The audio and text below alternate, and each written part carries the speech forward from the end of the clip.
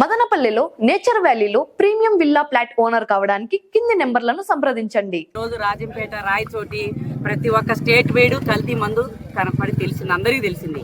ఈ రోజు ఎక్స్ఎంసీఏ గారికి మనం అందరం ర్యాలీతో మా వైఎస్ఆర్ పార్టీ నాయకులు ప్రతి ఒక్కరం కూడా పేరు పేరున తెలుపుకుంటూ ర్యాలీతో మన అమరనాథ్ గారి ఆధ్వర్యంలో మేము వెళ్తున్నాము. అలాగే మా ఎంపీ రఘునాథ్ రెడ్డి కూడా నా వందనాలు, అమరన్నకు కూడా పేరు పేరున చెప్పుకుంటూ మీడియా మిత్రులకు ఒకటే తెలియదు, మీకు ప్రజలు ఇబ్బంది పడిపోతున్నారు. కడుపు నొప్పి, స్టమక్ పెయిన్ ఎక్కువ అయిపోయింది. అందరికీ ఏం అర్థం కావడంలే. ఏంది అనుకుంటే మళ్ళీ నిదానంగా వాళ్ళ భార్యలే కనుక్కుంటా ఉన్నారు. ఇది కల్తీ మందు ఏదో ఉంది, మనం జగనన్న ఇచ్చినప్పుడు సారా ఏది మనకు బ్రాంతి షాపుల్లో ఏదీ లేదు. ఈరోజు ఇంత స్టమక్ పెయిన్ ఈ మాదిరి వస్తుందంటే చాలా మంది చనిపోయేదానికి కూడా కారణం ఉంది. ఏదో ఒక జబ్బుతో పోతారని చంద్రబాబు అనుకుంటున్నారు. కేవలం మనుషులు చనిపోయేదానికి సారాయితోనే ప్రస్తుతం మీరు బెల్ట్ షాపులు ఆపేయాలి, మీ సారాయిని అరికట్టాలి, మీ ప్రభుత్వం తొందరగా దిగిపోవాలి. ప్రజలు మళ్ళీ తొందరలో 2027 జమిలి వచ్చినా 29 వచ్చినా మేము ఎందుకంటే సారా తాగే వాళ్ళను, మహిళలను, వాళ్ళ భార్యలు మేము కాపాడుకోవాలి. వాళ్ళు బాగుంటే మేము బాగుంటాం, మేము బాగుంటే ఎమ్మెల్యేలు బాగుంటారు, ఎమ్మెల్యే బాగుంటే జగనన్న బాగుంటాడు. కాబట్టి ఇది దయ ఉంచి ప్లస్ పాయింట్గా చెప్తానా. ఈ రోజు ఎన్ని కోట్ల ఆదాయం వస్తుంది ఈ సారాయిలో మీకు తెలుసా? ఎన్నో కోట్లు వస్తుంది.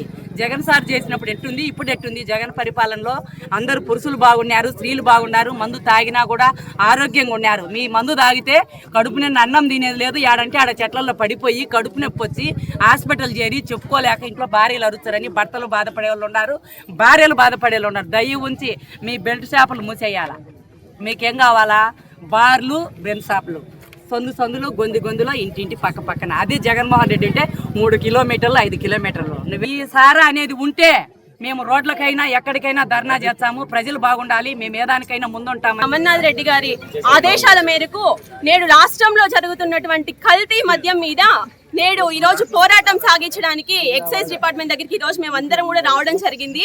ఈ రోజు ఎక్సైజ్ డిపార్ట్మెంట్ సిఐ గారికి మేమందరం కూడా రాష్ట్ర మహిళలందరి తరపున కూడా వినతి పత్రాన్ని అందజేయాలని చెప్పి ఈ రోజు ఇక్కడికి వచ్చాము. రాష్ట్రంలో నకిలీ మద్యం ఏరులై పారుతా ఉంది, అది మనందరికీ తెలిసిన విషయమే.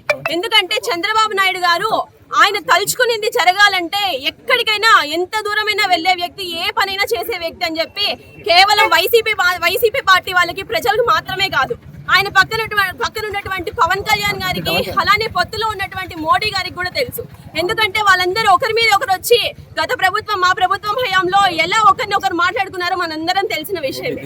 అలానే కూటమి అని చెప్పి ఎలక్షన్స్ ముందర ప్రజలందరికీ హామీలు ఏ విధంగా ఇస్తారు? మా పార్టీ గెలవాలనుకునే వాళ్ళ నాయకులు అభివృద్ధి మీద, సంక్షేమం మీద ఎలక్షన్స్ లో ప్రజలందరికీ కూడా హామీలు ఇస్తారు. కానీ చంద్రబాబు నాయుడు కూటమి ప్రభుత్వం మాత్రం ఈ రాష్ట్రంలో మద్యాన్ని కేవలం 100 రూపాయలకే ఇస్తాము, 5 రూపాయలకే అన్నం పెడతామని చెప్పి మద్యం మీద హామీలు ఇచ్చినటువంటి చెత్త ప్రభుత్వం నేడు ఈ కూటమి ప్రభుత్వం. ఎందుకంటే మద్యం మీద ఎక్కడ కూడా హామీలు ఎవ్వరు కూడా ఇవ్వరు.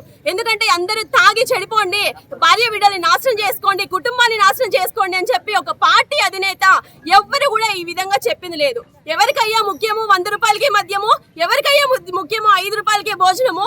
100 రూపాయలకి మద్యం తాగి 5 రూపాయలకి అన్నం తిని ఇంట్లో వెళ్ళి మగవాళ్ళందరూ పడుకుంటున్నారు. బాబు, ఆ ఇంట్లో వాళ్ళు ఎలా తింటున్నారు, ఎలా బతుకుతున్నారు అని చెప్పి ఎవరైనా ఆలోచిస్తున్నారా? ఈ రోజు మీ యొక్క పార్టీ ప్రయోజనాల కోసం, మీ ప్రభుత్వ ప్రయోజనాల కోసం ఈ రోజు ప్రజలందరినీ కూడా ఇబ్బంది పెట్టే విధంగా మీ పాలన జరుగుతూ ఉంది.